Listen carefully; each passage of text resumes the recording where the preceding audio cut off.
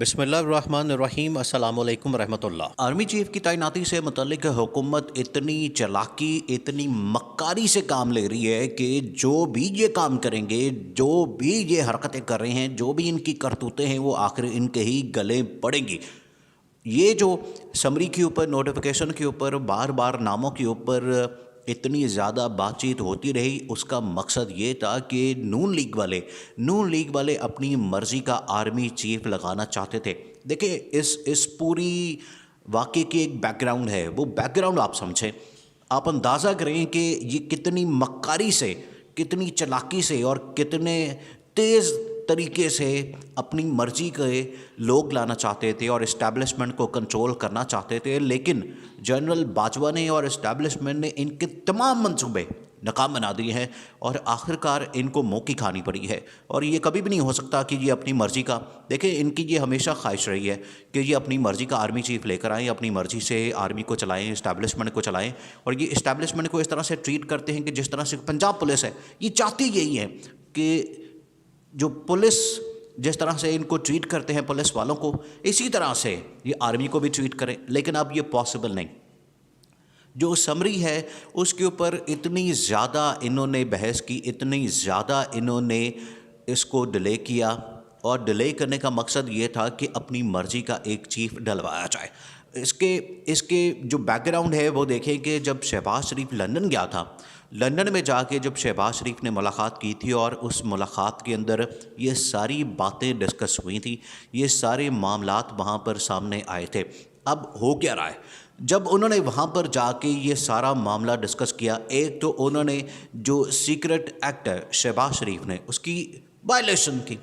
کھلی وائلیشن کی، کیونکہ شہباز شریف وزیر اعظم کے طور پر ایک ایسے شخص کے ساتھ بات چیت کر رہا تھا جو کہ ابسکانڈر ہے، عدالت کی طرف سے اس کو ایکسپانڈر قرار دیا گیا ہے، ایبسکانڈر اس کو کہا گیا ہے، وہ اشتہاری آدمی ہے، وہ ملک سے بھاگا ہوا ہے، وہ کنوکٹڈ ہے، اس کو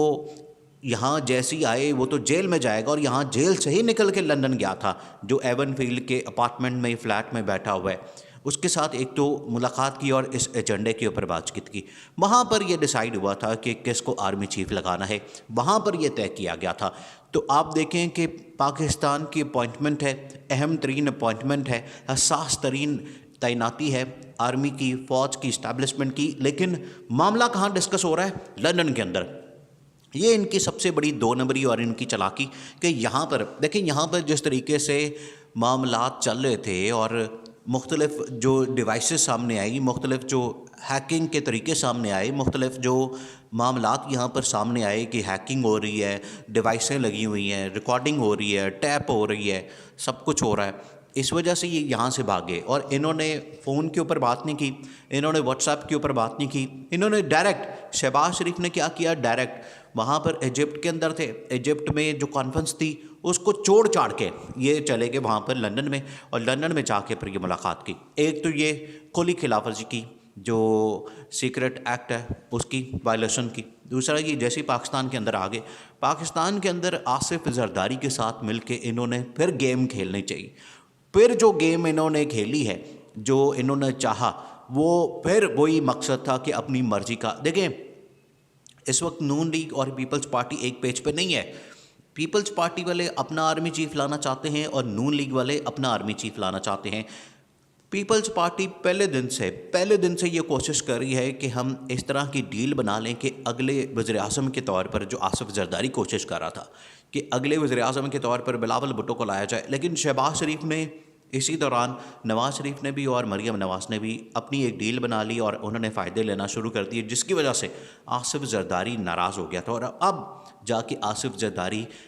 کچھ مانا ہے، اس نے آ کے ملاقات کی ہے شہباز شریف کے ساتھ، اور یہ سارا معاملہ جو آرمی چیف کی تعیناتی ہے، اگلے الیکشن ہیں، اور اس کے علاوہ جو گورنمنٹ ہے حکومت سندھ کی اور باقی تمام صوبوں کے اندر، اس کو کیسے توڑنا ہے اور آگے کون سی حکومت لینی ہے، اس کے اوپر بڑی ڈیٹیل سے ڈسکشن ہوئی ہے شہباز شریف کے ساتھ۔ ابھی بھی شہباز شریف کے ساتھ اس نے کھل کر بات نہیں کی، جو آصف زرداری نے ملاقات کی ہے اس کے اندر ابھی بھی بہت سی باتیں شہباز شریف کے نالج میں نہیں لایا۔ آصف زرداری ان کے ساتھ ڈبل گیم کر رہے ہیں، اور یہ شہباز شریف آصف زرداری کے ساتھ ڈبل گیم کر رہا ہے۔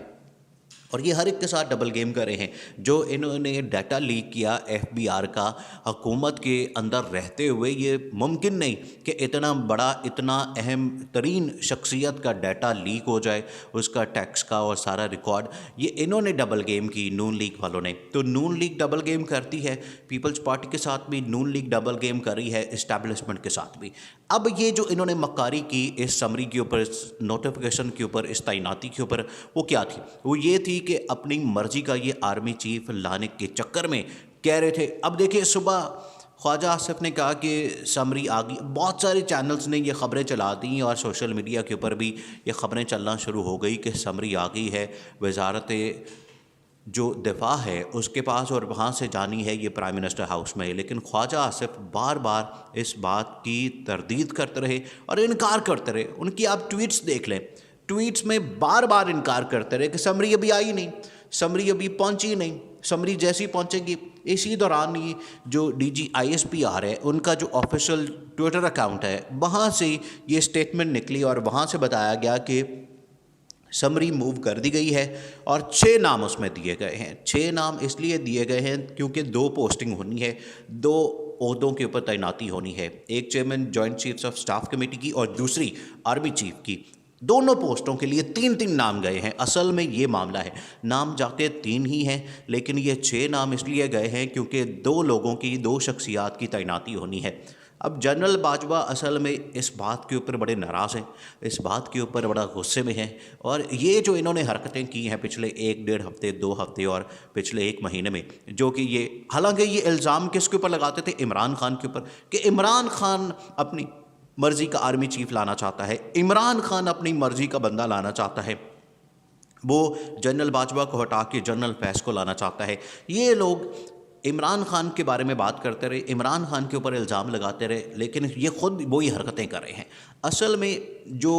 دیکھیں، جو مشہور ایک محاورہ ہے کہ چور کی داڑھی میں تنکا، یہ وہ حرکتیں کر رہے تھے، یہ وہ کام کر رہے تھے کیونکہ ان کو پتہ تھا ہم اپنی مرضی کا کام کرنا چاہتے ہیں، ہم اپنی مرضی کا آرمی چیف لانا چاہتے ہیں. جتنی دیر تک ہم عمران خان کو ہٹائیں گے نہیں، جتنی دیر تک ہم عمران خان کو فارغ نہیں کریں گے، اتنی دیر تک یہ والی جو اتھارٹی ہے ہمارے پاس نہیں آئے گی. انہوں نے پھر عمران خان کو ہٹایا، عمران خان کو گھر بھیجا، عمران خان کی حکومت کو گرایا